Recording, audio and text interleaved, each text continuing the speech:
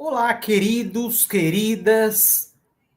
Hoje eu tô aqui com o meu querido amigo, direto da Itália, Marcelo Vilaça. Inclusive, eu já participei do canal dele, do IDM, é muito bacana, muito legal. Querido amigo, se apresente. Não, olha só, eu me entendo como o homem do sexo masculino, então, por favor, use o português correto comigo. Isso me irrita. Pessoal, boa noite aí para todo mundo, boa tarde, Uma bom dia, boa brincadeira, né? Que madrugada, boa qualquer hora. era uma brincadeira, Não, até porque a gente estava falando disso agora há pouco, né? não sei que hora vocês vão estar assistindo isso aí, então, a hora que for boa, qualquer hora. Meu nome é Marcelo Vilas, eu estou com esse projeto no YouTube que se chama Imprensa, Destruição em Massa. Basicamente é um deboche geopolítico, né, onde eu analiso principalmente as fake news da imprensa mainstream, os absurdos que a gente vê, não só da imprensa mainstream, como da imprensa não mainstream também. E é isso. E aí eu tenho muitos convidados muito interessantes, como eu já tive o Josué lá também. Toda semana eu tenho uma conversa, quase toda semana, né? Eu tenho uma conversa muito boa com um ex-oficial da CIA, que é o Larry Johnson, toda quinta-feira, toda terça-feira, isso. A cada 2 quarta-feiras eu tenho um programa muito bom com o Hugo Dionísio, que é um analista português da Multipolar TV. Toda quinta-feira eu tenho Open Mic com o Ricardo Amadezi. Ontem não tivemos por problema meu e iríamos fazer hoje, acabamos não tendo, graças a Enel. Valeu, obrigado, Enel. Eu também ia num programa com o Ricardo hoje. Pois é, que você também faz a análise econômica lá na sexta-feira, né? Isso. Todo sábado, ou quase todo sábado, né? Porque depende da disposição das pessoas também, às vezes as pessoas não podem, mas teoricamente todo sábado eu tenho um panorama semanal com o Lucas Leroy, da Nova Resistência. Todo domingo a gente, quando me dá no saco, a gente faz o Open House, e é isso. E de vez em quando tem outros convidados que aparecem esporádicos numa segunda, numa sexta-feira, e às vezes eu faço programa sozinho, às vezes eu não faço quando não estou com vontade, mas o canal é muito interessante, vão lá, conheçam, vejam os vídeos já passados, tem muita análise, inclusive econômica também, e é isso, vamos lá, vamos nessa, que é bom a beça. Exato. Não, mas eu comecei fazendo aquela brincadeira de amigo, querido, até porque quando a gente estava Não, mas, conversando. mas, mas errar o meu gênero é crime, viu? Então não repita.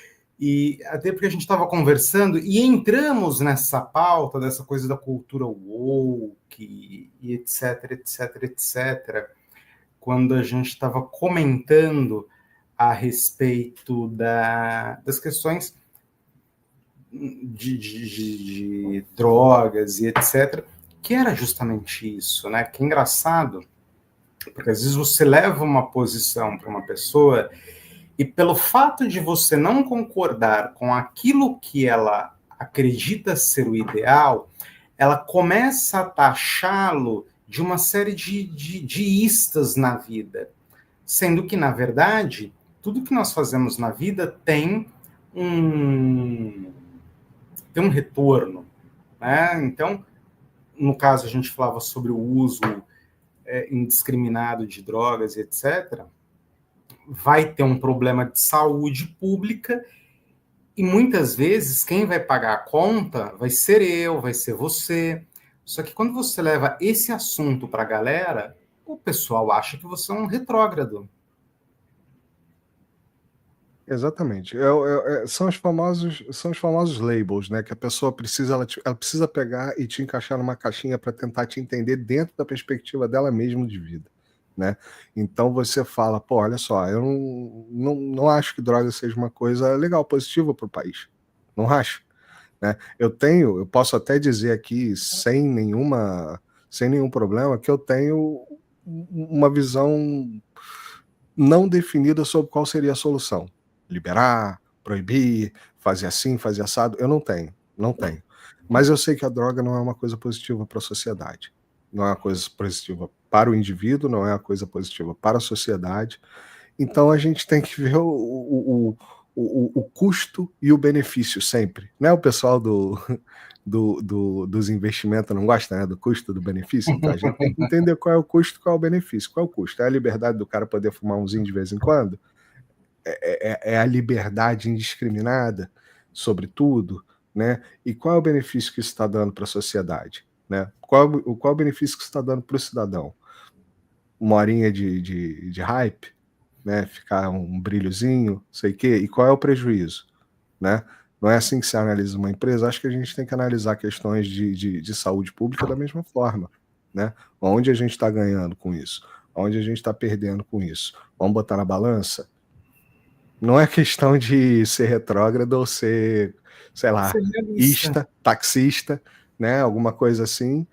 É só questão de você raciocinar. E assim, não precisa ter muito neurônio para raciocinar. Você pega uma calculadora e você vê que a balança pesa para um lado, né? Qual é a solução? Não sei.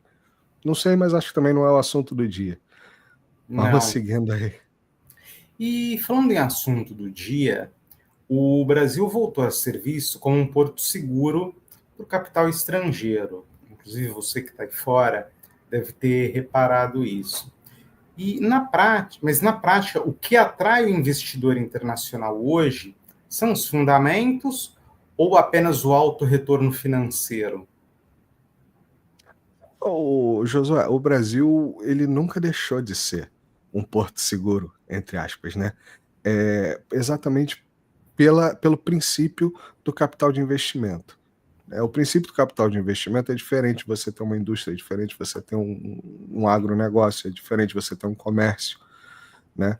O que o capital especulativo ele gosta? O nome já diz, é especulativo. O que o capital especulativo gosta? Ele gosta de incerteza. Ele gosta de instabilidade. E o que o Brasil tem de sobra? Instabilidade. É instabilidade política, é instabilidade jurídica, é instabilidade social, é instabilidade dos infernos. Né? Isso não é bom para nada que não seja capital especulativo. Isso não é bom para a indústria, isso não é bom para agronegócio, isso não é bom para o comércio, isso não é bom nem para o tráfico de droga, que a gente estava falando. A primeira coisa que um grande chefe de grupo de tráfico de droga faz é tentar cartelizar. O que é cartelizar? É você estabilizar o preço, estabilizar as rotas, estabilizar a venda. Todo o mercado produtor gosta de estabilidade. O mundo gosta de estabilidade. O mundo não gosta de guerra. O mundo produtivo, né, que eu digo, não gosta de guerra. O mundo produtivo, quem gosta de guerra é quem vai produzir armamento. Aí gosta de guerra, né, que vai vender um monte de armamento. Tirando isso, o mundo produtivo, o cara que produz minério, ele não gosta de guerra. O cara que produz comida, ele não gosta de guerra. O cara que produz. Ninguém gosta de instabilidade. Só quem gosta de instabilidade é o capital especulativo. É você pegar, injetar dinheiro em ação, injetar dinheiro em day trade, né, de jogo do tigrinho legalizado, você injetar dinheiro em qualquer porcaria que não vai gerar uma polenta para o país.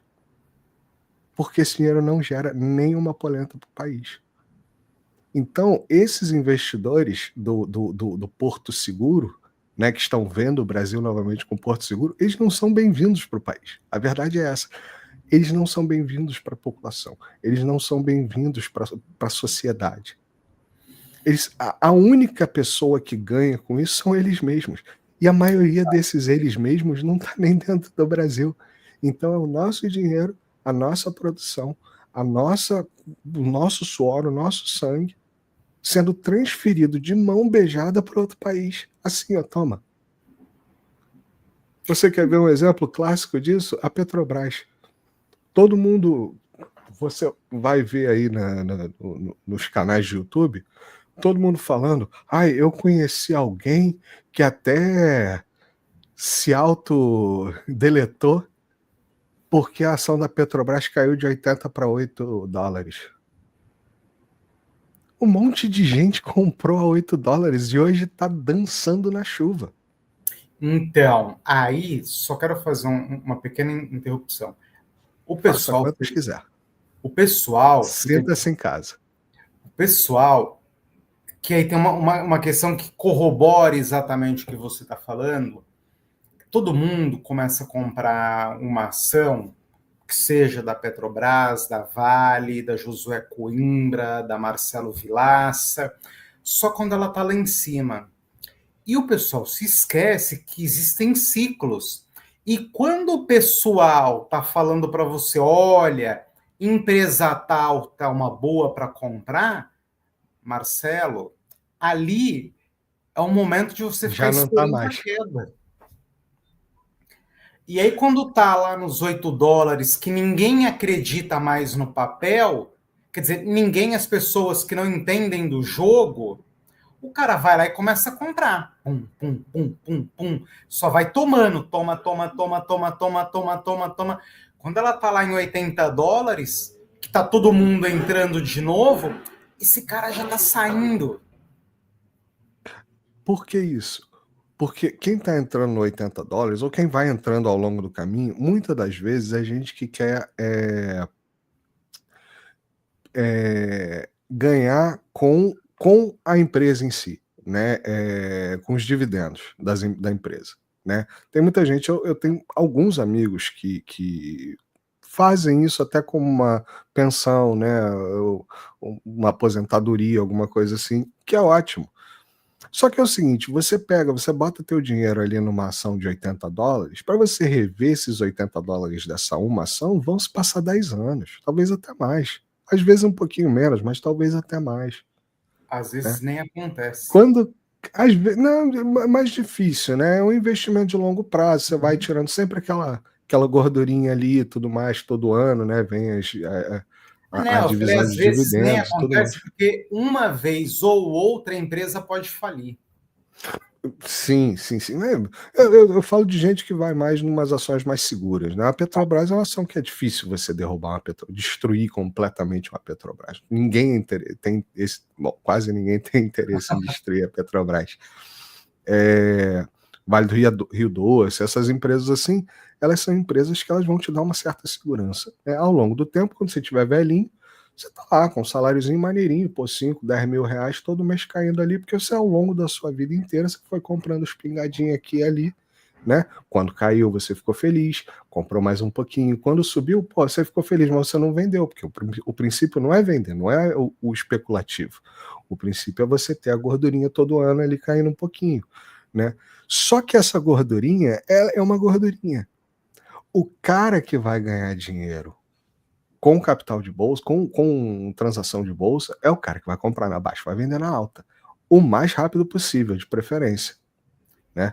Esse é o cara que vai. Peraí, deixa eu falar isso de novo, porque senão a galera do day trade vai achar que eu estou incentivando eles. E não é isso. Esse cara que com certeza sabe o momento que tem que vender e que tem que comprar. E não é porque sabe porque ele é um bom investidor e ele tem uma técnica ou não, ele sabe porque ele conhece alguém ali que vai dizer para ele, ó, vai dar ruim, hein? Isso aqui vai acontecer. E para o pessoal que não acha que isso é um absurdo, tá? Deixa eu só mencionar que há pouco tempo atrás, há um mês atrás, não, alguns meses atrás, o Eduardo Paes anunciou a volta da Bolsa do Rio de Janeiro. Né, a volta da operação da Bolsa do Rio de Janeiro. No dia seguinte, menos de 24 horas depois, já tinha uma cacetada de podcast chamando o ex-investidor da Bolsa do Rio de Janeiro. E os caras falando um monte sobre a Bolsa do Rio de Janeiro. A Bolsa do Rio de Janeiro era na antiga Bolsa do Rio de Janeiro, aquilo era um poço de cobra. Pô, que era um querendo arrebentar com a vida do outro, aí todo mundo se mancomunava, aí, porra, era informação privilegiada no banheiro, não sei o que. Deixa eu contar um segredo para todo mundo, spoiler. Toda bolsa de valores é assim. É o ninho de cobra. Do Rio de Janeiro, São Paulo, Nasdaq, o que você quiser, Kuala Lumpur, vai ser assim. Vai ser assim.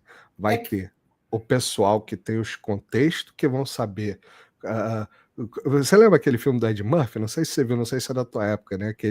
Os caras apostam $1 que eles vão botar um mendigo.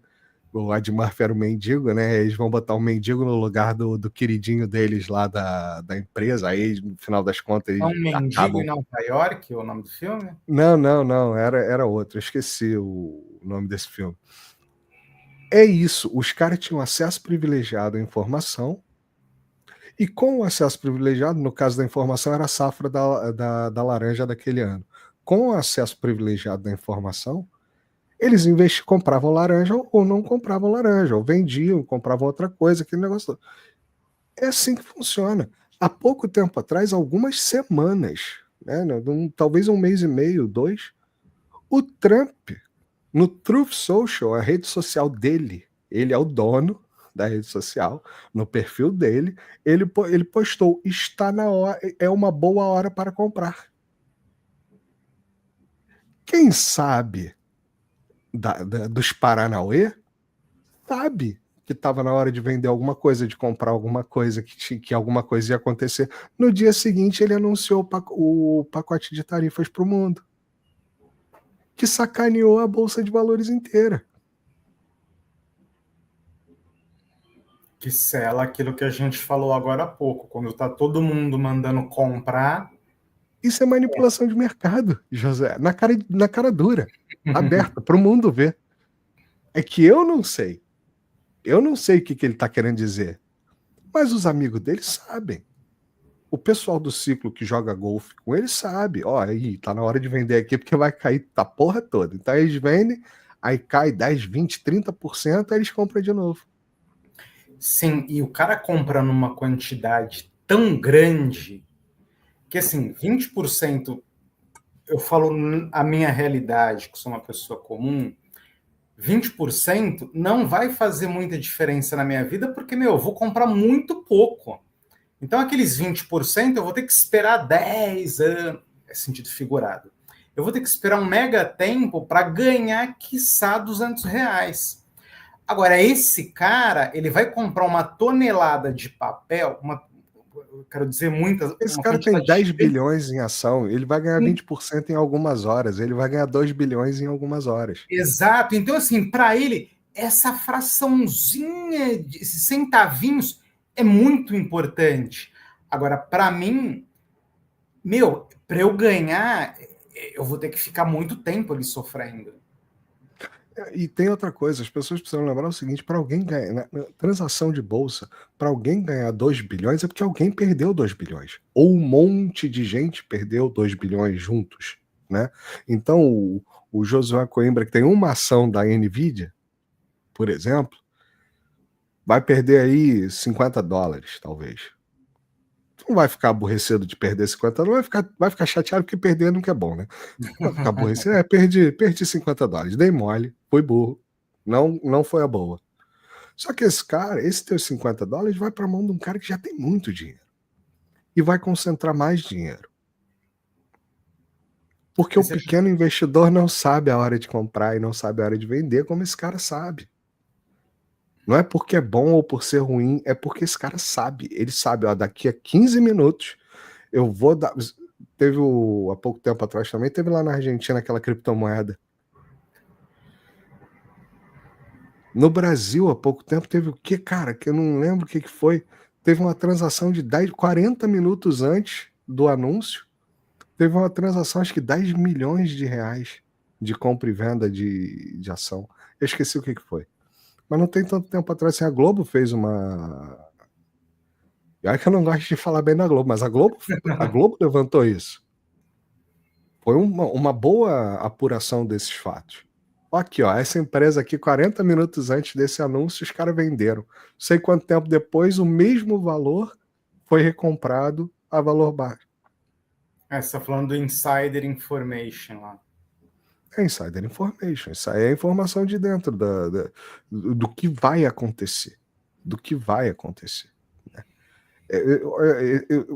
Um desses amigos meus que é investidor, eu estava conversando com ele atrás, há um ano e meio, 2 atrás. E eu estava na casa dele visitando, a gente estava falando e ele estava reclamando, chateando, cuspindo, bronqueando lá do Lula. porque o Lula, aquele idiota, fala bosta, aí cai a ação da Vale. Ah lá, ó, falou um monte de bosta, caiu a ação da Vale. Aí pegou o celular assim, vou comprar. Mas tu tá xingando o cara acabou de te ajudar, tu vai comprar ação abaixa. Ah, mas isso prejudica quem? Porque você tá se beneficiando. Você está se beneficiando. Você entende e é um cara que entende mercado de ação. E não é um cara que faz day trading, né? É um cara que faz investimento de longo prazo. Ah, o preço ficou bom. Eu falei, mas tu tá reclamando que o cara falou bosta e o preço caiu. Vai saber se o cara não falou bosta exatamente para o preço cair. Como o Trump meteu as tarifas e um dia antes, 40 minutos antes, ele falou que era hora boa de comprar.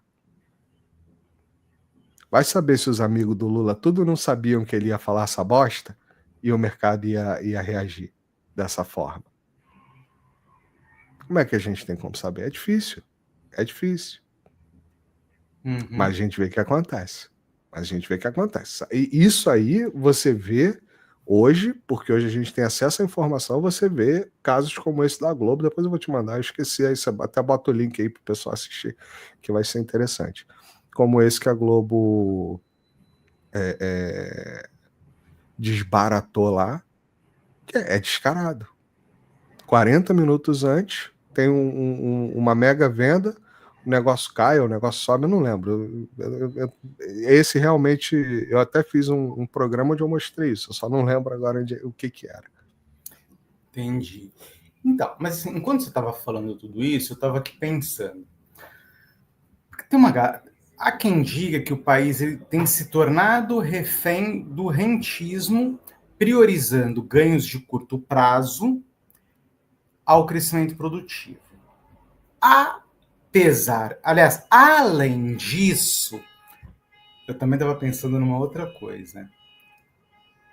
A gente ainda tem essa nova onda, que aí não é só Brasil, é talvez mundial, que ninguém mais quer se tornar um profissional, sei lá, ninguém quer mais ser um engenheiro, um mecânico, médico, jogador de futebol. O pessoal hoje quer ser o quê? Qual que é o grande fetiche? É você trabalhar para plataformas. Você pode ser um youtuber, você pode ser, aliás, um youtuber, um influencer, você pode ser um motorista de aplicativo, você pode ser um entregador de aplicativo, e ninguém está buscando mais as vias normais. Você já tem a questão que vem do capital, que ele se torna essa coisa desse fetiche. Vamos usar a expressão do day trade, mas assim, é mais amplo. O cara jogo só de quer fazer tigrinho legalizado. Isso, o cara só quer ficar no day trade, por um lado, e do outro lado, o cara que estaria na economia real, ele também quer ficar no aplicativo, quer se tornar um influencer. Isso, na minha avaliação, destrói a economia real, porque você tem, por um lado, a economia financeira entre aspas, que seria essa coisa do mercado financeiro. Você tem a economia financeira que não gera recursos e não gera desenvolvimento para a economia, e na outra ponta, onde deveria estar o cara que vai efetivamente produzir um trabalho para a economia real, ele também está saindo da economia real e está indo para essa economia das plataformas, que também não gera nada. Difícil o que eu falei, né? Não, eu entendo o que você falou, eu entendo perfeitamente o que você falou. Eu acho que ele não é que enfraquece um potencial, né, de desenvolvimento, um potencial industrial, um potencial agrícola, um potencial, né, de produção real, ele anula. A parte que eu acho que eu meio que discordo de você é que eu não acho que as pessoas queiram fazer isso. Acho que as pessoas gostariam de ter suas profissões, só que elas não veem futuro. Elas não veem mais futuro nisso. Você tem Elas conversado olham. com a garotada? Com a garotada do Brasil nem tanto, mas aqui, por exemplo, eu não vejo as pessoas tendo interesse em ser um bombeiro hidráulico, em ser um técnico eletrônico. E olha só, isso faz parte de um ciclo que no Brasil ele meio que acontece dessa forma. O ciclo está meio que se fechando novamente. Por quê? Porque técnicos Fechando aonde? elétricos no Brasil, né, esse ciclo de falta de interesse, ele vai acabar se fechando novamente e começando um novo ciclo, né, infelizmente, porque deveria ser uma coisa estável, deveria ser o Estado deveria ter dados ou estar preocupado em aquisitar dados para você ter a mão de obra produtiva sempre de uma forma o mais estável possível, com alguma variação. Porque o que acontece? Hoje um técnico elétrico, elétrico, eletrônico, um cara que vai instalar um ar-condicionado na tua casa, esse cara tá cobrando uma baba. Esse cara tá ganhando dinheiro. Ele tá ganhando dinheiro. Porque não tem no mercado. O cara não precisa nem ser o melhor, não. Não tem no mercado. O cara tá com a agenda dele cheia. Você vai no Rio de Janeiro, um amigo meu, outro dia foi botar um ar-condicionado lá, a agenda do cara era para 2 meses. Para instalar um ar-condicionado. Eu sei instalar um ar-condicionado. Eu não quero fazer, mas eu sei instalar um ar-condicionado. Não é uma coisa difícil. Tirando uma coisa ou outra, que é bomba de gás, aquele negócio para você colocar gás no ar-condicionado, tirando isso, não tem nada de outro planeta. Agora, as pessoas não querem fazer isso. As pessoas não querem se formar técnico para ir trabalhar como técnico numa microindústria, numa pequena indústria, às vezes até num comércio, que depende de um técnico, num hospital. As pessoas não querem. Por quê? Porque não paga. Não paga bem. O salário não é bom. Eu sempre dou o exemplo de quanto eu ganhava em 2001, quando eu trabalhei na Itautec, lá no Rio de Janeiro. Meu salário era R$ 980. Tu vai falar, putz, que lixo. Só que na época o salário mínimo era 180. Uma promoção de Big Mac custava 5,50. Para você ter uma ideia de valores do momento, né? A gente está falando de 2000, 2001. 2001, mais especificamente. R$ 980 eram 5 salários mínimos. Hoje, 5 salários mínimos são 7.500. Só que o técnico entra, e isso eu até fiz uma pesquisa no canal com o pessoal que estava assistindo no dia ali, qual é o salário em São Paulo, porque Rio de Janeiro já é um salário menor, já era um salário menor. Em São Paulo, quanto é que é o salário de um técnico hoje recém-formado que está entrando no mercado? É 3.500, 4. Então, olha só, eu em 2001 ganhando 980, eu ganhava mais do que o técnico hoje em 2025 entrando no mercado, proporcionalmente ao salário mínimo. Vamos bater o salário mínimo? Eu agora não tenho os dados, tenho até que fazer essa pesquisa. Mas quantos quilos de arroz eu comprava com R$ 180 lá em 2001 e quantos quilos de arroz eu compro hoje em 2025? Com 1.500. Então, além do cara ganhar menos do que eu ganhava comparado ao salário mínimo, o salário mínimo provavelmente, e aí eu vou botar um provavelmente com um monte de aspas, porque eu não fiz essa pesquisa até hoje. Todo dia eu lembro de fazer essa pesquisa, todo dia eu procrastino. É capaz do cara com o mesmo salário mínimo, né, de duas eras diferentes, ele ter um poder de compra inferior. E eu falo com muitas aspas, mas com alto grau de segurança de que eu tô certo no que eu tô falando. Sim, eu já dei uma olhada em algumas pesquisas, já fiz algumas pesquisas. Inclusive, eu acho que um dos meus artigos que você leu, que você comentou num programa com o Ricardo, eu falei sobre isso. Dentre todos os problemas que você levantou, a gente tem uma coisa que foi a questão da inflação no período. Enfim, em 1900, não vai ficar muito distante, eu acho, do período que a gente está falando, mas ali em 1994, de 1994 até hoje, o real perdeu aproximadamente 80% do seu valor de compra. Ou seja, o que Se você... não me engano, o real de quando ele nasceu para hoje, Isso, R$ 100. hoje equivalem a R$ 13 daquela época. Exatamente, R$ 13. Então, o que você está falando não tem um fundamento. Ou seja, você precisa de mais. Hoje, com R$ 100, você compra R$ 13 naquele período. Olha como nós perdemos o valor de compra da nossa moeda. E aí você vai. Essa questão, ela é um pouco subjetiva, porque o que é importante é a gente saber o que a gente comprava com R$ 13 naquela época e com R$ 100 hoje, né? Eu vou te dar um exemplo. Em 2005, eu fui à Noruega. Na época, o real era 4-1 com a coroa norueguesa. Ou seja, R$ 1 comprava 4 coroas norueguesas. Era uma moeda que tinha supostamente um valor inferior. Mas as coisas eram mais caras. Né? Em real, era mais caro, por exemplo, tomar uma cerveja no bar, na Noruega, do que no Brasil. Só que o salário deles em coroas norueguesas era 20 vezes maior do que o salário médio no Brasil, em números, entendeu? Então, assim, se eu ganhava R$ 1.000, o cara ganhava 20 mil coroas. Só que R$ 1.000 comprava 4 mil coroas. Só que o cara ganhava 20 mil, entendeu? Eu tô vomitando números, tá? Não é exato isso, não. Mas eu lembro, na época, de ter tido essa percepção. O dinheiro, ele não importa muito. O que importa é o que você consegue comprar Sim, o poder de com compra. com o que você ganha no final do mês. Né? Se você ganha Você R$ 1.000, tem um se poder esses de R$ 1.000 compra.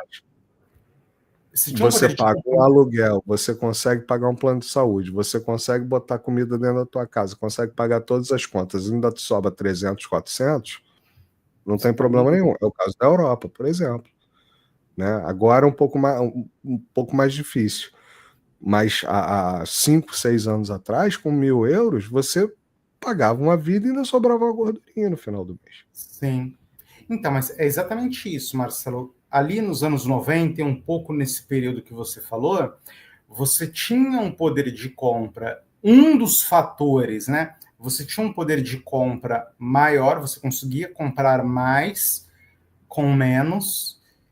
E aí eu acho que também a gente tem essa questão do poder de compra. Talvez nós também tenhamos a questão de que chegou um boom de pessoas no mercado ofertando sua mão de obra.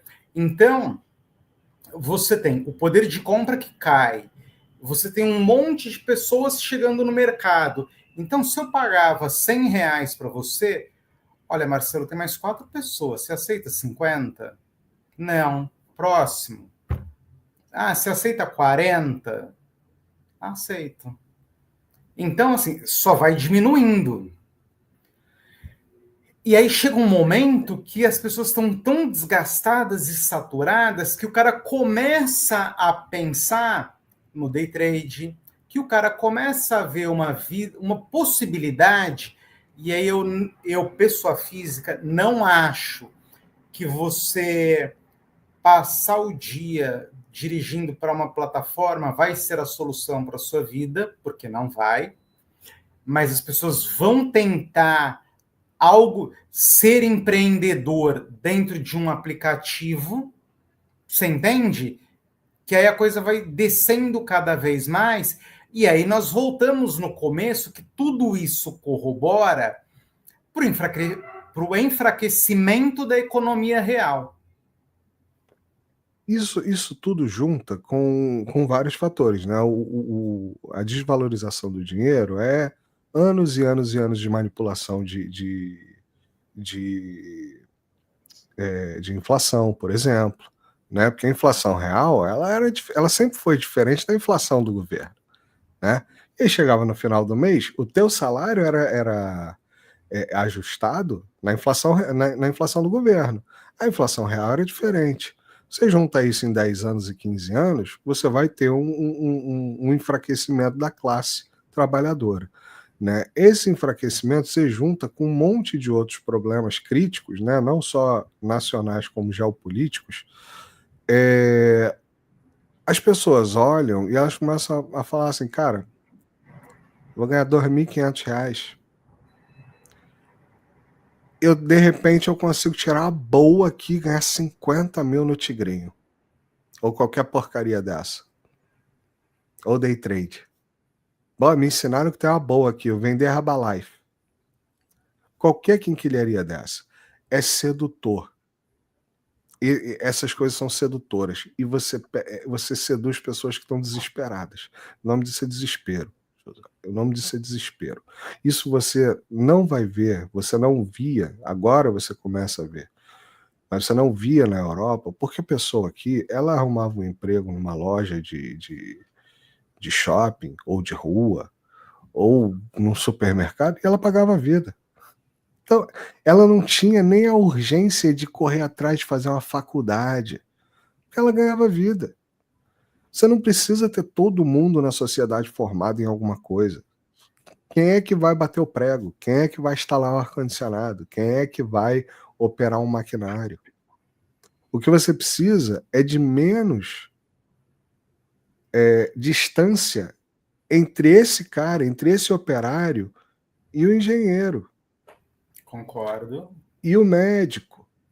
Concordo. Entendeu? E tantas coisas assim. Na Noruega, de novo, falando da Noruega, né? É um país que tem aspectos muito interessantes. Na Noruega, na empresa que a gente prestava serviço, a diferença entre o técnico e o engenheiro era 15%. Então o cara ia ser engenheiro porque ele gostava de ser engenheiro, porque não compensava tanto assim no salário.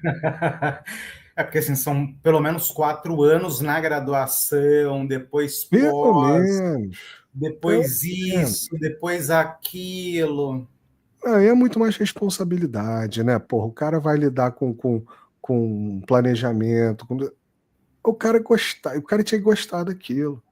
Para E não ganhar tem problema, 15% a mais. a gente não precisa de tanto engenheiro quanto técnico. Né? A pirâmide, ela é uma pirâmide por isso, né? A pirâmide de trabalho, ela é uma pirâmide por isso. A gente precisa muito mais de chão de fábrica do que de supervisão, de gerência, de superintendência, Tá. de projeto e tudo mais. Então, mas aí, você tá, né, Senão, tá o que num... acontece num país que, além de tudo, se desindustrializa, é o cara investir 4, 5 anos, porque ninguém se forma no tempo, né? Na engenharia. 4, 5, 6 anos da vida dele para se formar engenheiro, sair com o canudão felizão lá com aquele chapéuzinho quadrado, com um bagulhinho pendurado aqui do lado, para comprar a porra de um carro e virar Uber. Então, Marcelo, Porque aí não tem onde ele trabalhar. deixa eu fazer uma intervenção. Eu não sei como que é o pensamento na Europa, mas eu imagino que seja bem diferente do nosso. Aqui no Brasil, nós temos o fetiche da graduação. Eu acho que a gente sempre teve o fetiche da graduação. Ok.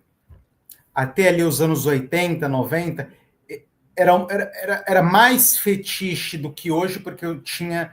O mercado ele era mais concentrado, e aí hoje o mercado cresceu, muito mais pessoas têm acesso a uma graduação.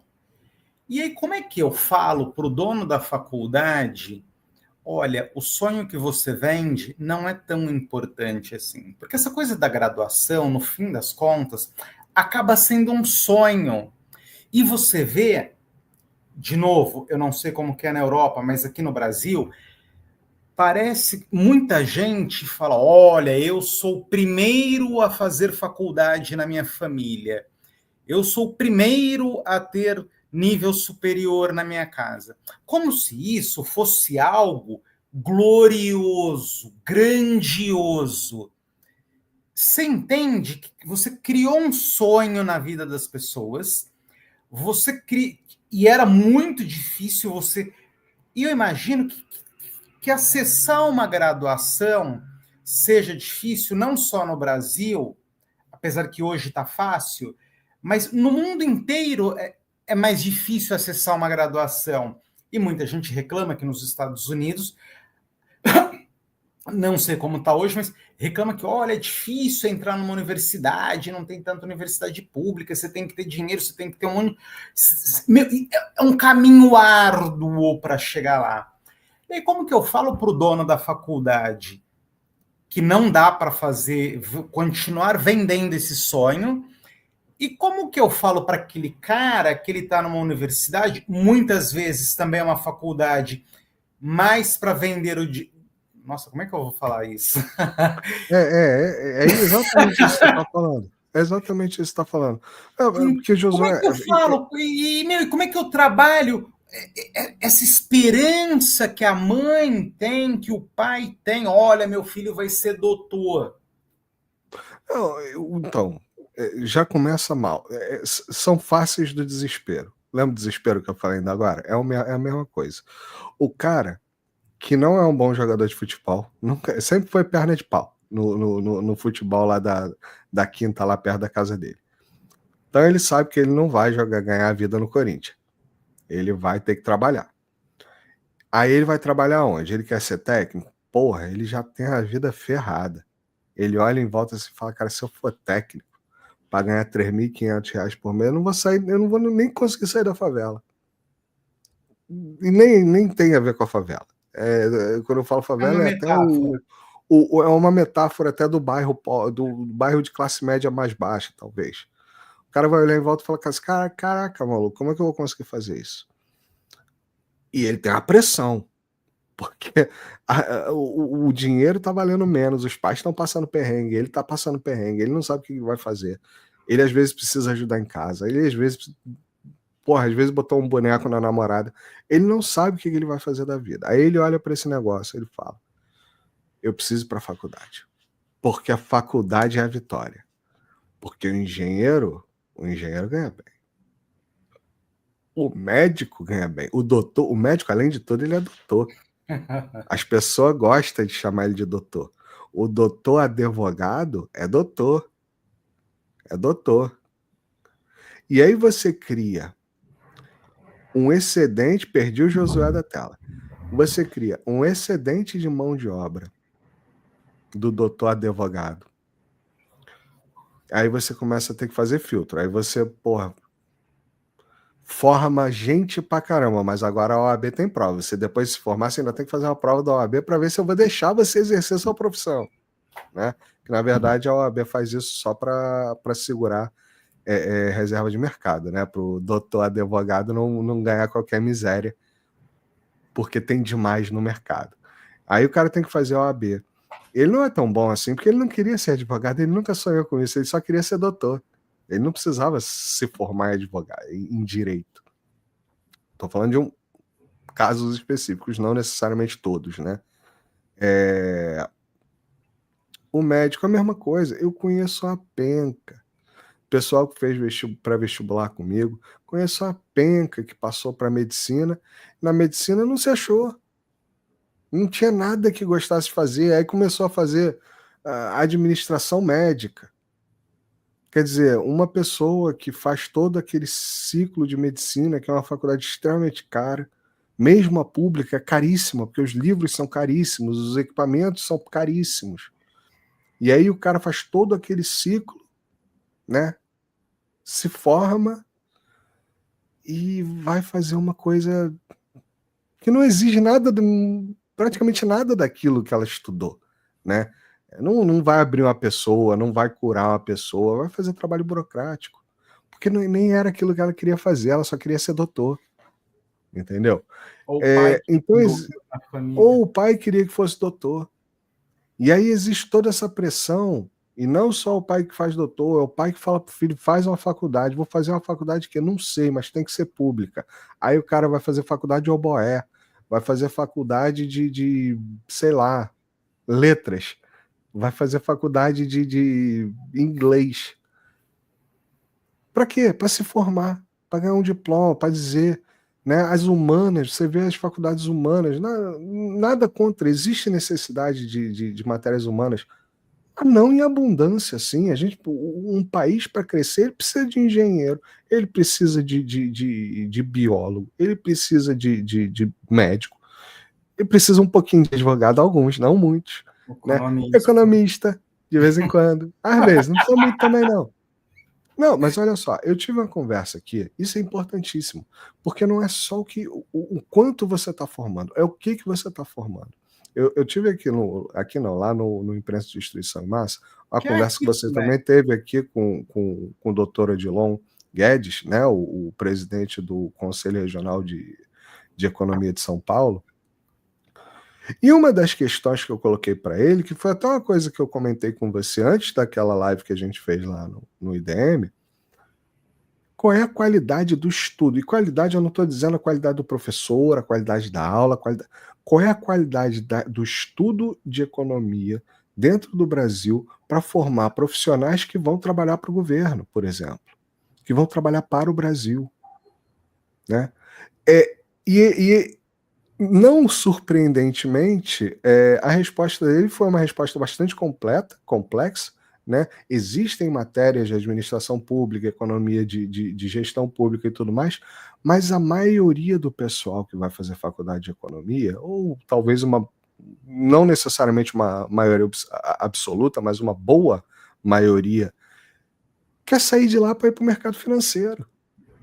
Não quer bater um prego numa polenta. Entendeu? E aí você vai ter uma enxurrada de gente que não serve para nada. E uma dessas pessoas, de vez em quando, cai e vira ministro da Fazenda do Brasil. E essa pessoa tem uma mentalidade financiarizada, tem uma mentalidade rentista, tem uma mentalidade liberal e vai gerir bem público. É outra coisa, é diferente. É diferente. É como se você fosse pegar um engenheiro eletrônico para consertar, para desenvolver uma turbina mecânica. É como se você pegasse um médico especializado em neurocirurgia para consertar um osso. Não funciona. Não funciona, porque são paradigmas diferentes, paradigmas Visões. econômicos diferentes. São visões distintas, são completamente distintos. Um Estado, sabe, é muito difícil você conversar com uma pessoa que vive num mundo financeiro e não tem problema nenhum, sabe, essa pessoa joga o jogo e ganha o dinheiro dela e não tem problema nenhum nesse tipo de raciocínio. Mas é muito difícil você explicar para uma pessoa que uma empresa pública ela não tem que dar lucro, que um país ele não tem que dar lucro, que lucro é uma palavra ineficiente. Lucro não é algo que uma empresa pública tem que ter. Uma empresa pública ela tem que ter propósito. Um país, a economia de um país, ela tem que ter propósito. Qual é o propósito? É servir a população desse país, é melhorar a vida do cidadão, é melhorar a qualidade de vida do cidadão, é melhorar a cidade, é melhorar o país, é desenvolver o país, é desenvolver tecnologicamente, é desenvolver a vida. Prego.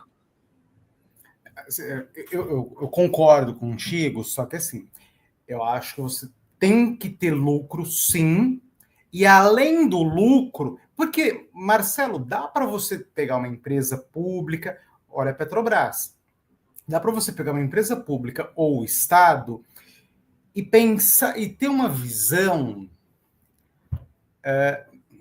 Nossa, eu vou falar um palavrão.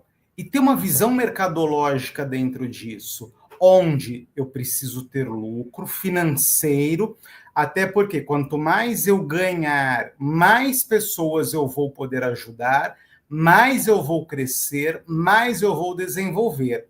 Não obstante a tudo isso, caso eu não tenha lucro financeiro, mas eu esteja crescendo a minha população, organizando minha nação e me desenvolvendo, também é um lucro. Você Mas consegue me esse é o entender? ponto. Não tem problema ter lucro na empresa. É porque o lucro de uma empresa pública, no final das contas, ela é dinheiro público. Né? Se você tem uma empresa nacional,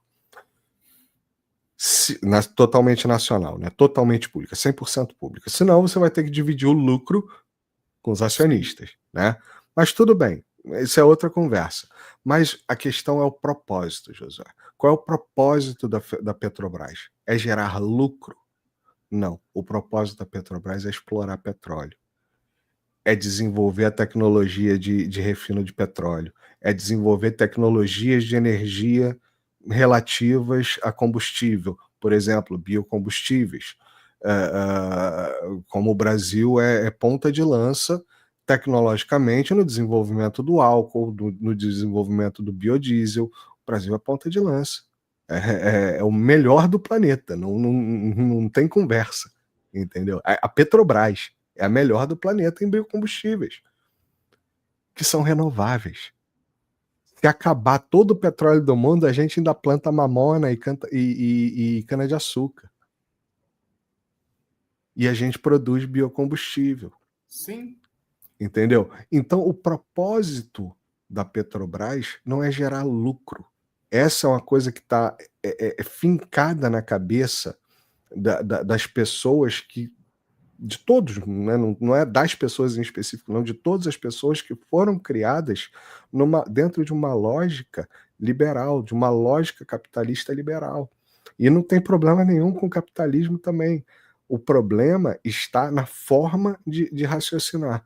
Se você tem uma empresa que é nacional, essa empresa ela tem um propósito. Você não precisa ter todas as empresas nacionais. Você pode ter algumas. As estratégicas têm que ser nacionais, né? A indústria de defesa, imagina, você está lá produzindo, você não tem nenhuma indústria nacional de defesa, é tudo privada. É tudo privada de outro país. Até produz dentro do seu país, mas é de outro país, é privada. Esse outro país resolve te invadir, você não tem defesa. Ele vai cortar na mesma hora. Se outro país, se você depende de comprar petróleo de outro país, se esse país parar de vender petróleo para você, o seu país para. Porque o petróleo, ele está em tudo. Ele vai estar no preço da soja que o Brasil exporta. Ele vai estar no preço do sapato que você compra, que é produzido no Brasil. Não deve ser o caso, mas falei alguma coisa assim, do móvel que você compra para sua casa. Ele vai estar no preço da sua casa. Ele vai estar no preço da pavimentação da sua rua. Ele vai estar em tudo. Ele vai estar no preço da água que você bebe. Ele vai estar no preço de tudo. Porque tudo é energia, refinamento de óleo, de petróleo, e vai estar ligado. Então, se a Petrobras não der prejuízo, já é um puta lucro. Se ela der um pouco de prejuízo, mas todo o resto der lucro, ou produzir em abundância, porra, a gente tá benzão. A gente tá benzão. O importante é a gente ter uma empresa de alta tecnologia, estratégica, funcional e que trabalhe para o país. Hoje mesmo eu estava vendo a questão do Trump lá, né? Foi conversar com o Xi Jinping. A Rússia, o Putin falou, o Putin veio a público e falou: olha, vocês podem sancionar a Rússia o quanto vocês quiserem. Vai ser desagradável para a gente. Vão ter coisas que vão ser desagradáveis. Mas a Rússia é autossuficiente em comida, em energia e tecnologia. A gente não precisa de mais nada. O ar a gente tem é de graça. A gente não precisa de mais nada. O sol tá lá. Mesmo sem o sol, a gente tem energia. Os caras estão desenvolvendo mini reator nuclear a dar com pau. Eles têm petróleo a dar com pau, eles têm urânio a dar com pau. Então, a população está resguardada. Vai ser desagradável? Vai. Uma das coisas, por exemplo, que quando começou a questão das sanções, subiu de preço lá, foi produto de higiene feminina, que é tudo daquela Unilever, né? Subiu de preço. Pô, é desagradável. Compensação, o salário do russo tem subido de valor também. Então, mas eu entendi o que você falou. Só que assim, o que eu penso? Aí eu, pessoa física, que é sempre pessoa física. Cara, eu não vejo problema algum em você ter uma. É um nome qualquer, mas poderia ser qualquer outra. Eu não vejo problema algum na Petrobras ter lucro financeiro e ter uma visão financeira. Precisamos crescer precisamos ganhar dinheiro e precisamos aumentar o nosso tamanho. Isso é uma coisa. Por outro lado, eu também acho que é fundamental e está ali, ó, lado a lado com a questão financeira, que é a questão do propósito.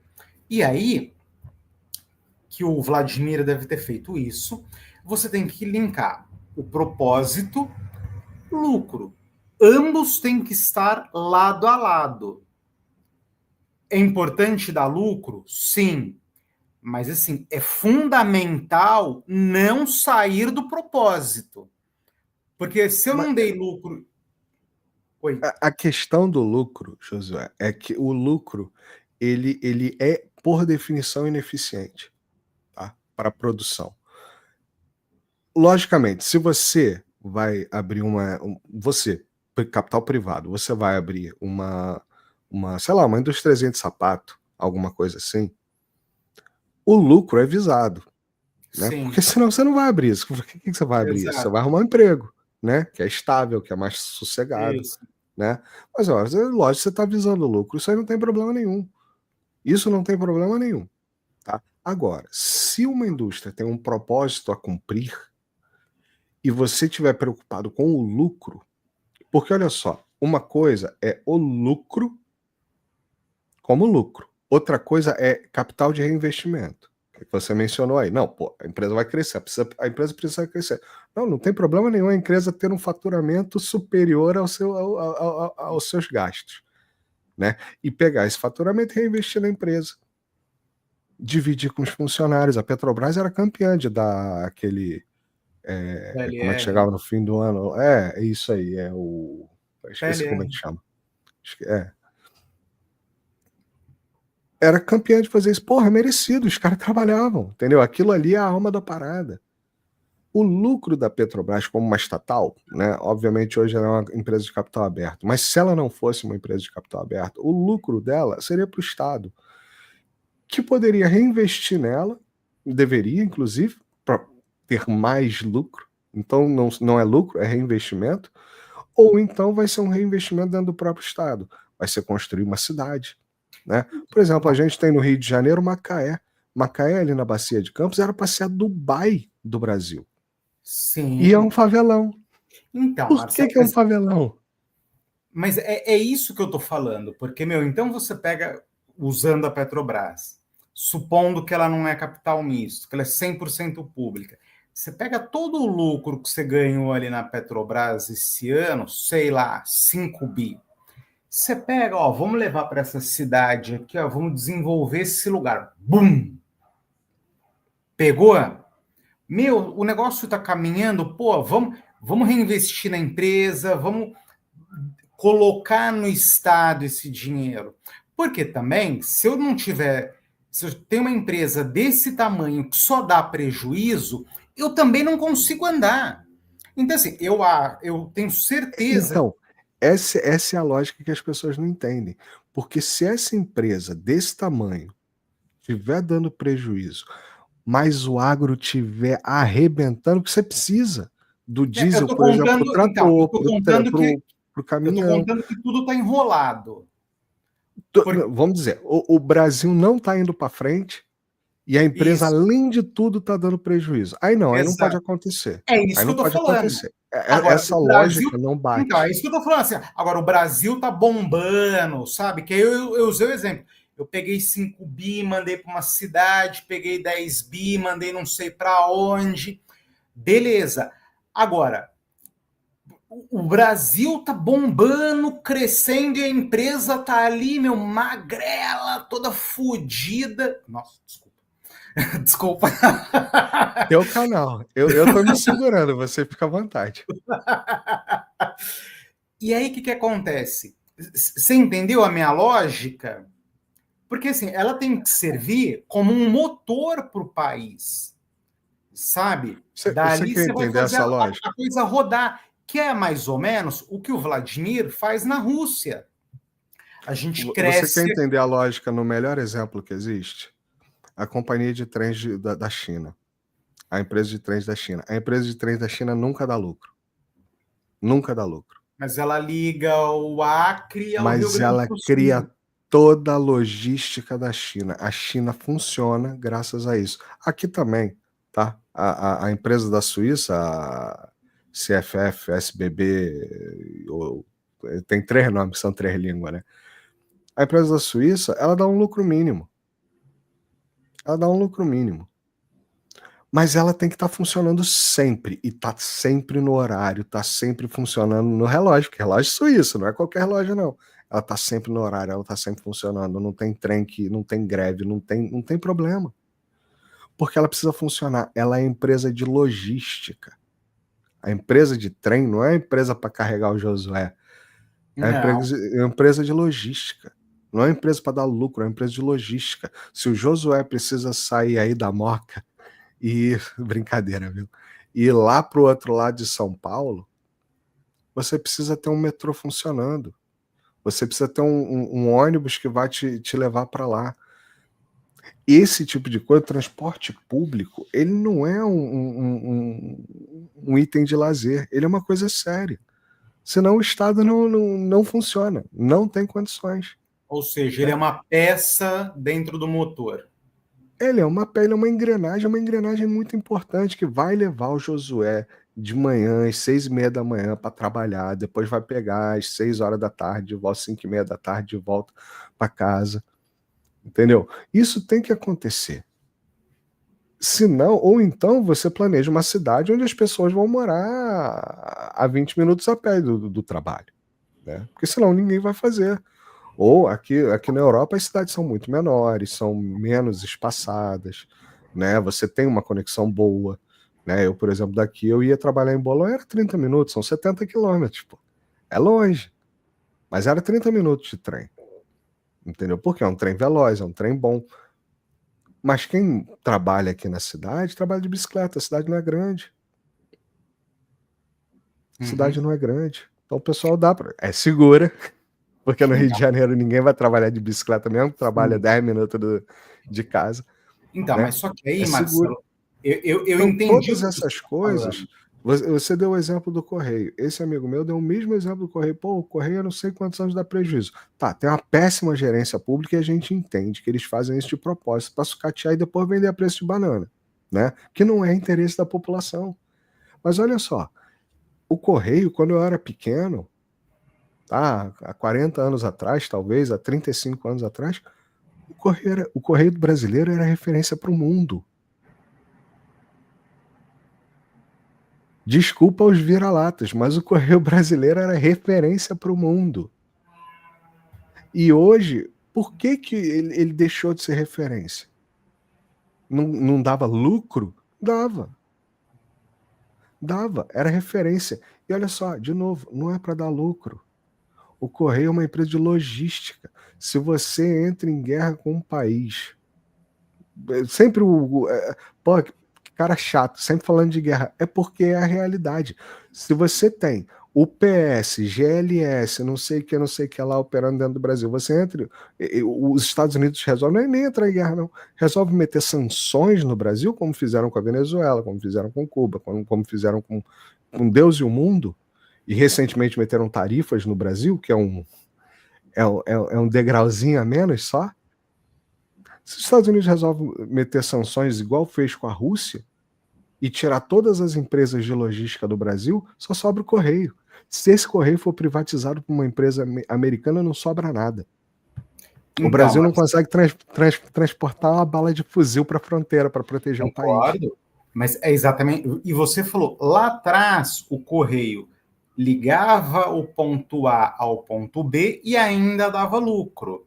Ou seja, eu entendo quando você fala existe um propósito que tem que ser cumprido, e eu tenho plena convicção de que o correio não é só um correio, um banco não é apenas um banco, a Petrobras não